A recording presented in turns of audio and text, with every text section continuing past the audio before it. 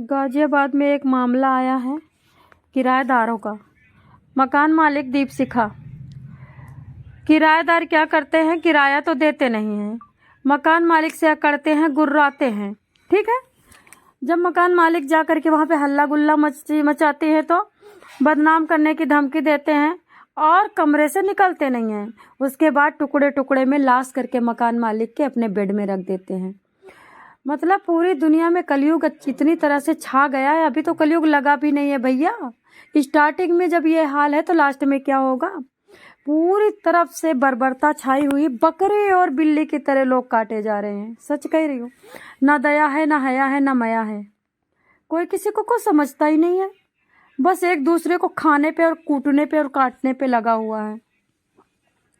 मैं Soni crime news stories से आप सब लोगों को बताना चाहूँगी, गाजियाबाद में टुकड़े टुकड़े कर कर अंदर ही लाश को रखते हैं। गाजियाबाद में मकान मालकिन का मर्डर करने वाले किराएदार क्या कहते हैं, हमें पुलिस हाथ ना लगाए। हमारे और मकान मालिक को जो मारा है पति कहता है हमने मार दिया है, मियाँ बीबी ने दोनों ने मारा है, लेकिन हमारी बीबी को कोई हाथ ना लगाए। वाह भाई वाह। आओ रहो, बदनाम करो, बर्बाद करो, बिजली यूज करो, पानी यूज करो, उसके बाद मार दो और उसके बाद तुम्हारी बीबी को कोई टच ना करे। क्यों, इंद्र की परी लग रही है तुम्हारी बीबी। दोस्तों बताना चाहूँगी, मकान मालकिन को करती है फ़ोन, मकान मालिक को करती है फ़ोन। मकान मालिक कहता मैं तो हूँ नहीं, मैं तो दुकान से कहीं बाहर गया हूँ, एक काम करता हूँ, बस थोड़ी देर में मैं दीपशिखा का भेज रहा हूँ। क्योंकि 6 महीने से किराया नहीं दिया था, रोज रोज मांगने वाला सिस्टम होता था, रोज मांगना पड़ता था। भाई 6 महीने से किराया नहीं दिया, डर तो लगता है, लेकिन ऐसा नहीं करना चाहिए था। उनको पता चल गया कि जब 6 महीने से किराया नहीं दे पाए तो 7वें महीने दे देंगे। कहाँ से दे दें, काम नहीं कर रहे हैं तो उनको वहीं के वहीं उनको पुलिस बुला के निकलवा देना चाहिए था। 6 महीने का किराया का संतुष्टि करना चाहिए था, लेकिन इंसान 1 महीने अगले दे देंगे, अगले दे देंगे, अगले दे देंगे, चलो लालच में पड़ जाता है। अब ये लोग तंग आ गए थे, पति बीमार था, किराएदार सोचे कि अब क्या करूं, क्योंकि कमाई तो कहीं से हो नहीं रही है और मैं भाग भी नहीं सकता, क्योंकि फ्लैटों में ऊपर रह रहे थे, आगे गार्ड था, कैमरा था, आधार कार्ड जमा हुआ था। तो क्या करते हैं, बुलाते हैं, जैसे ही कमरे में घुसती तैसे कुकर किचन से उठा के पास में रखते हैं, सर पे मारते हैं, जैसे ही वो बेहोश होके गिर जाती है उसी की चुन्नी से गला दबाते हैं, गला दबा करके कई टुकड़े करते हैं। उसके बाद सूटकेस लाल कलर का लेते हैं।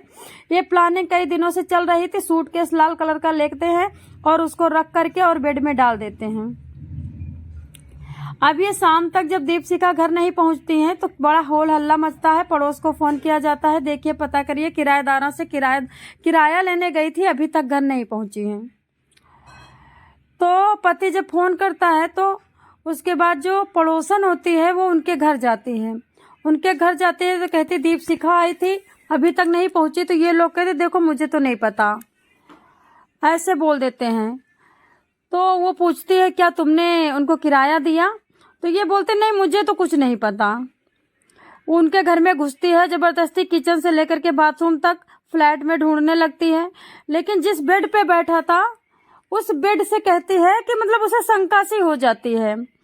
उससे कहती है कि उठिए यहाँ से, उठते नहीं है। उनको धक्का करके उठ के बेड उठाते हैं, उसमें कटी हुई लाश बेड के नीचे छिपाई हुई थी।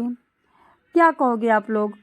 फ्लैट नंबर 506 राजनगर एक्सटेंशन की ओर, काई मेरा सोसाइटी, टावर नंबर F।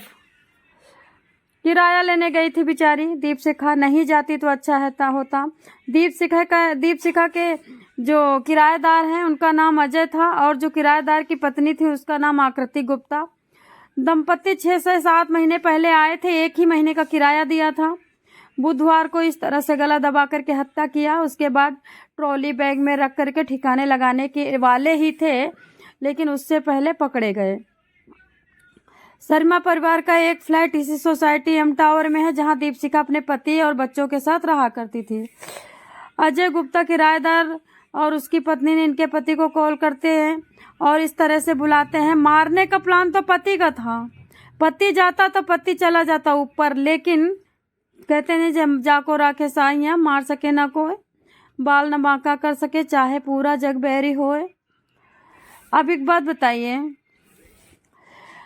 दोनों ने कबूल किया है पुलिस के सामने कि हाँ मैं मकान मालिक को मारने वाली थी, क्योंकि इन्होंने मेरे को टॉर्चर किया था, बड़ा बेइज्जती किया था, वहाँ जाके हल्ला गुल्ला मचाती थी। भाई किसी का 100 रुपया गिर जाता है, इंसान अपन फ्लाइट वगैरह लेता है तो 4 पैसे कमा के अपने घर चलाने के लिए लेता है कि खैरात में बांटने के लिए लेता है। मीडियम क्लास का इंसान सोचता कहीं से 5,000 आ जाए, कहीं से 10,000 आ जाए, बच्चों की पढ़ाई है, दुनिया भर का खर्चा है, महंगाई का जमाना है। जब किराए पे रहने आते हो तो गुर्बत रखो, नहीं तो हाथ पैर जोड़ लो, निकल जाओ। मारने का मतलब क्या बनता, जाओ चक्की में पीसो, जो जेल जाओ थाने में। बताता है अजय, बताता है कि बहुत बड़ी मेंटली हरासमेंट हो रहा था, मैं बड़े प्रेशर में था। आज शाम को बेहद परेशान होकर मैंने कत्ल किया है। मैं मानता हूं कि मैंने कत्ल किया है। मेरी पत्नी को बहुत परेशान किया गया है। मेरी पत्नी ने चुन्नी से गला घोटा है और मैंने फिर उसके टुकड़े टुकड़े करके लाश को बैग में डाल करके सूटकेस के अंदर डाली है और मैं इसको ठिकाने लगाने वाला था। पुलिस ने सख्ती से पूछताछ की तो पत्नी कह रही मैंने मारा, पति कह रहा मैंने मारा। पत्नी कहती मेरा पति बीमार रहता था, कोई दया नहीं करता था, कोई रहम नहीं करता था।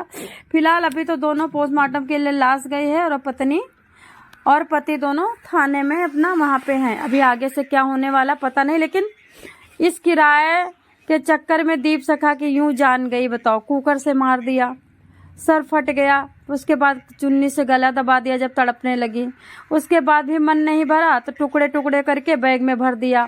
अब इसको रात में ये ठिकाने लगाने वाले थे उसके